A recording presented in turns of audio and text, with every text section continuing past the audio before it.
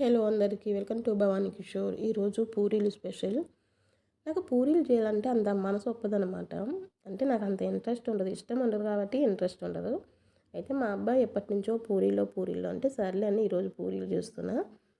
పూరీలు బాగా పొంగాలి అంటే గోధుమ పిండిలో బొంబాయి రవ్వ 2-3 స్పూన్ల వరకు యాడ్ చేసి మంచిగా వాటర్ పోసి మంచిగా కలపాలి. మనం కలిపే విధానంలో కూడా ఉంటుంది.